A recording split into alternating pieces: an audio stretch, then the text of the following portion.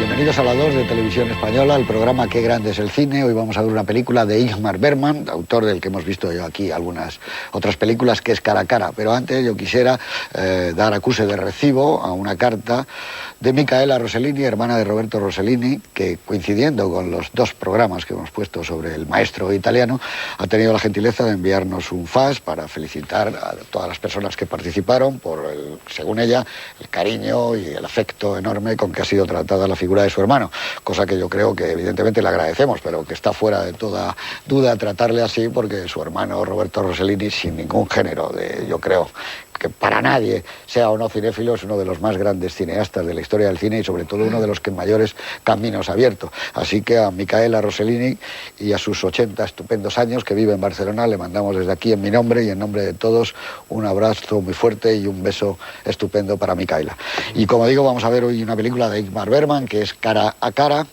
Es una película que está entroncada, yo diría, en una de las facetas que más le gustan al realizador sueco, que es esa especie de barrera indivisible entre la realidad y los sueños. Eso que en algunas ocasiones a él le ha salido de una manera realmente deslumbrante, como podía ser Fresas salvajes, donde el mundo de lo imaginario y el mundo de lo real se entretejían de una forma asombrosa. Yo creo que también en El silencio, una de sus obras más inquietantes. Aquí, en su primera mitad, yo creo que funciona enormemente, pero a partir de la segunda mitad la película cae un poco en una sensación como de desconcierto. Y no son palabras mías, son palabras del propio Ingmar Bergman hablando de su obra Cara a cara, que si él hubiera mantenido esa especie de conducta narrativa, por así llamarlo, en la primera mitad, la película, según él, hubiera estado mucho más redondeada. Aún así, es una película de Bergman en un momento de los de mayor creación que tenía el cineasta sueco, y a mí me sigue fascinando, sobre todo ya en su época de color, ese mundo tan personal a él, porque yo creo que el personaje realmente protagonista es Bergman y sus propias obsesiones que traslada a Lee Bullman. Pero como digo, ese mundo de las maderas, de las casas amplias, los atardeceres avainillados, las ciudades vacías, el mundo del verano, las noches blancas, yo creo que eso sigue teniendo una fuerza maravillosa. Cualquier plano de Ingmar Bergman de una pareja de dos mujeres o un hombre y una mujer y detrás una lamparita con una pantalla que da una luz anaranjada es Woody Allen. La fascinación de Woody Allen está clara viendo este tipo de películas.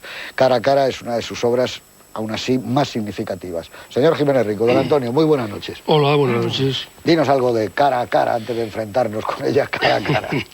Bueno, pues que si yo digo alguna vez, y alguna vez lo he dicho aquí, que una película es un producto manufacturado de la industria del entretenimiento, en el caso de Cara a cara habría que decir de la industria del entretenimiento inteligente.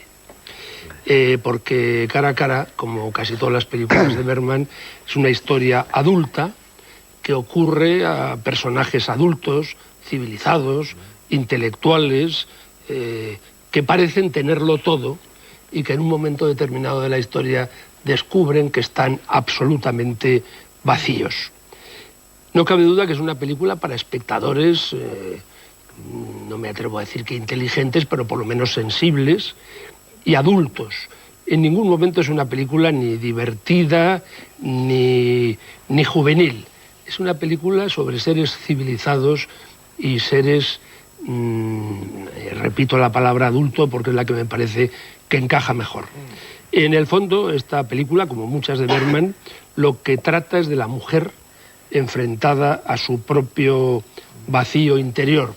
Yo creo que es una película que es la cumbre del intimismo cinematográfico, que llegó a afectar, lo confesó ella misma, seriamente a la salud mental de Liv Ullmann, que se metió de tal forma en el personaje que sufrió las consecuencias de este meterse hasta la esencia en este personaje. Yo creo que es un film terapia, trasunto inequívoco de lo que le pasa al propio Bergman, como tú has dicho, y ahí están un poco todos los temas suyos: la muerte, el fantasma del pasado, la incomunicación, la soledad, el sentimiento de culpa, la responsabilidad de los lazos familiares, la incertidumbre de la existencia, pero todo hecho con una sabiduría y a mí me parece que con una enorme inteligencia. Yo, para terminar, diría que si cuando Bergman hizo esta película no existiera el primer plano, Ingmar Bergman tendría que haberlo inventado, porque sin el primer plano esta película no se entiende. Y yo me atrevo a decir que si no hubiera existido Liv Ullmann, también tendría que habérsela inventado.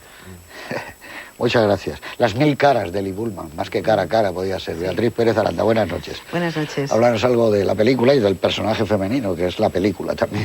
Sin duda, es la esencia de la película, pues es una película en la que los espectadores van a ver a Bergman en estado puro. La línea argumental de la mayor parte de su carrera es al final la realidad interpretada por los sueños y también las pesadillas, los trastornos del mundo onírico. Aquí vamos a ver a una mujer, en este caso es una mujer que está empeñada en convivir con sus fantasmas. Y sus fantasmas es el único modo de salvar al final su vida o una vida que los espectadores van a ver también, una vida que ella misma intenta, si no aniquilar, pues intentar cortar de cuajo, por no destripar la película a los espectadores. Desde el punto de vista cinematográfico, los ambientes que van a ver pues son los ambientes que llegan a ser claustrofóbicos. En el caso de Bergman, es esa fotografía que está muy bien enmarcada, esa parsimonia, en cierto modo, que a veces le puede resultar incluso un poco difícil de llevar al espectador, pero que al final es esa inteligencia y esa esencia pura de Bergman, que también de la que hablaba Antonio. Durante toda su carrera Bergman se ha empeñado en entender la psicología de la mujer y sobre todo una psicología de un mundo femenino que a veces pues es más complicado, yo lo reconozco como mujer, es más complicado de entender, sobre todo pues esta mujer en este caso que se enfrenta a esos fantasmas y que, bueno, pues es una mujer que pasa por la traumática experiencia de una agresión masculina. Sigo sin querer desvelar y destripar la película. Y al final esa experiencia, sinceramente como mujer lo digo, es muy complicado y le alabo el gusto, entre comillas, a Bergman de intentar ponerse en el lado de la mujer, pero al final esa persona que pasa, esa mujer que pasa por esa experiencia traumática, solo termina entendiéndose ella misma. Es complicado. Se puede llegar a acercar, pero no a entender al 100% a la mujer. Es lo más difícil de todo y por lo tanto pues puedes llegar a acertar más o menos, pero los resortes del mundo femenino, los resortes del cerebro al mundo femenino, reconozco como mujer que es muy complicado llegar a meterse, a introducirse y a entenderlos. Muchas gracias. Señor Lamet, buenas noches. Nada. Tan complicada Liv Ullmann y la mujer. Muy complicada. Esta noche va a suceder algo sorprendente, que voy a estar de acuerdo contigo. Voy a estar de acuerdo contigo porque estoy al 100% con lo que has dicho, cuando a mí realmente lo que me gusta es estar de acuerdo con Beatriz, pero voy a estar de acuerdo contigo. Mira, Jean Renoir decía, o dijo en una ocasión, que no se puede mandar sobre la calidad y que involuntariamente un autor hace una obra maestra. Ingmar Bergman es un genio, sin duda, de ninguna clase. Pero la película de esta noche, a mi juicio, es el acto fallido de un genio. Bien. Y no solo a mi juicio, tú has mencionado al propio Bergman y yo me he tomado la molestia de elegir un párrafo de lo que dice sobre esta película y tú me vas a permitir que lo lea, porque es absolutamente agudo. Y en el fondo, como a mí me gusta, muy autocrítico, pero muy poco lúcido, es curioso, sobre su propia obra. Él dice, cara a cara iba a ser una película sobre sueños y realidad. Los sueños debían convertirse en realidad palpable, la realidad debía diluirse y convertirse en sueño. Unas pocas veces he conseguido moverme entre sueño y realidad sin esfuerzo, lo que tú has dicho. Persona, noche de circo, el silencio, grito y susurro. Esta vez me fue muy difícil. El empeño exigía una inspiración que me falló. Hay alguna que otra escena sólida y Liv Ullmann luchó como un león. Es curioso, Beatriz, dice como un león, no dice como una leona. Esto me ha llamado muchísimo la atención y volveré sobre ello. Gracias a su fuerza y a su talento, la película se tiene en pie. El agotamiento artístico me hacía muecas a través de un tenue entramado. Empezaba a oscurecer sin que yo viese la oscuridad. Afortunadamente no fue cierto, porque todavía no había hecho Fanny Alexander, fue la última. Que él estaba convencido que había acabado con esta película y sin embargo no era. De todas maneras, yo he sostenido aquí, como Antonio sostiene algunas veces esa teoría que ha dicho, que es estupenda. Yo he sostenido muchas veces que cualquier película es interesante porque es la mirada del que la ve. Entonces a mí me parece que la película de esta noche es muy interesante si el espectador pone el énfasis, a mi juicio, en esto. Primero, en los silencios y los ruidos. Es sorprendente cómo los utiliza.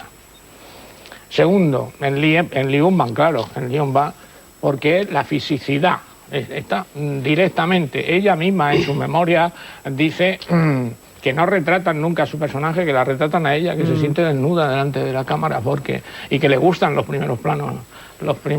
Y tercero, que es una película de Ingmar Bergman y hay que estar a la caza de un momento genial, que los tiene. Bueno, muchas gracias, por supuesto que los tiene. Y además es una película de los 70.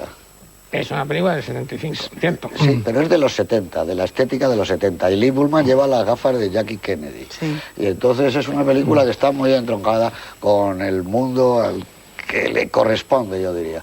Es una película donde muchas mujeres, curiosamente, en esa época querían ser como los personajes de Ingmar Bergman, femeninos.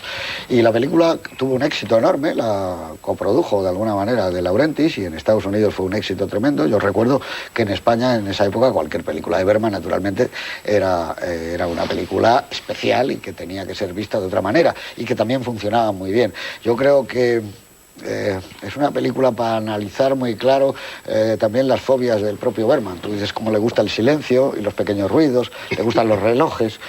Todo ese mundo es mucho más cercano visto ahora porque lo que sale en el inconsciente, ya que esta es una película donde el psicoanálisis tiene mucha fuerza, él no cree en los psicoanalistas y dice que a pesar de nosotros alguna gente todavía se libera, pero hay un inconsciente en Bergman que le sale. Yo creo que además, como decía al principio, es el que le gusta a Woody Allen, porque Woody Allen está detrás de esa especie de estética, de esa luz, de esa temperatura que tienen las películas de Bergman. Como decía Beatriz, no adelantemos la historia, porque la historia realmente es una historia llena de fascinación. Y otra cosa más importante para ver esta película es que hay una secuencia de una fiesta en una casa, y donde una de las señoritas que baila es ni más ni menos que Lena Olin. Yo creo que es uno de los primeros trabajos que hizo, mucho antes de estar en Cuba con Robert Redford en Habana. Sí. Así que con todos ustedes, Cara a cara, de Ingmar Bergman. Bueno, llegamos de ese mundo bergmaniano un poco zumbados, naturalmente, porque es una película que produce hasta angustia, ¿no? La película es del año 76, puro 70, como decía al principio, y bueno, 2 o 3 noticias del 76, que por ejemplo es el año que Francisco Umbral, que luego ganaría el premio Cervantes y el Príncipe de Asturias, obtiene el premio Nadal con su novela Las ninfas, que si no recuerdo mal los Oscars de ese año van a parar a Rocky y el de la película extranjera a Jean Jacquanot, con blanco y negro en color, que muere en Pekín a los 78 años, Chu Enlai, nada menos, nació de una familia de mandarines, educado en Japón, Francia, Inglaterra, bueno, uno de los máximos dirigentes del Partido Comunista, que murió un actor muy querido, Lee Jikov, había trabajado con España, con Isashi Sarmente en Las Vegas 500 millones, pero sobre todo también, claro, con Marlon Brando en La Ley del Silencio, etcétera, y que falleció uno de los grandes maestros del cine, sin ninguna duda, que fue Luchino Visconti, director de Rocco y sus hermanos, que hemos visto aquí, El gato pardo, que también hemos visto aquí, Muerte en Venecia y muchas más películas. Y ahora sigamos con Ingmar Bergman, que como sabéis sigue en plena forma y sigue filmando. Sigue filmando, ¿eh? Ha hecho una película estupenda, Sarabán. Zarabanda, esa, sí, pero que sigue, él sigue, está preparando estrenos teatrales, es un hombre que algo debe tener esa isla de Faro, donde él va, y nunca mejor dicho lo de Faro, ¿no? Porque le ilumina continuamente. Y Lee Unban, vamos a empezar por hablando de Lee Unban. Lee Unban dirige películas. La directora ha hecho 2 espectáculos. En esa casa, Maje, María, esta, y Maje, todos estos, y todo lo de la fiesta, y lo pero el mundo de los abuelos es el mundo de la infancia de ellas. Que son los únicos que están en su sano juicio. Claro, me interesa eso porque además tú decías lo de la vejez. A mí me gusta mucho Fresas Salvajes y tiene mucho que ver ese mundo de ese matrimonio mayor. Y hay ternura, y hay cariño, y es una cosa, algo como el triunfo del afecto después del horror de este, puede ser eso. Y él tiene como un principio de Alzheimer. Él tiene un problema que no está especificado y me parece muy bien. Pero que se puede identificar. Ese momento que él se levanta. No se llamaba Alzheimer probablemente. Claro, no, entonces también está un poco tocado. Años 70 no. Sí, claro, como todo lo La que está cuerda es la abuela. Sí. Digamos. Porque es el retrato del amor después del amor. Claro, por eso te digo, lo que queda, el rescoldo. Claro, y entonces a mí me recuerda el verano pasado yendo yo en un autobús Me llaman mucho la atención los viejecitos, perdona. Bueno, está bien. No, me llaman mucho la atención. Entonces había un viejecito y una viejecita. Y la viejecita abrió el abanico y empezó a abanicar al viejecito. Y a mí me pareció eso un gesto de amor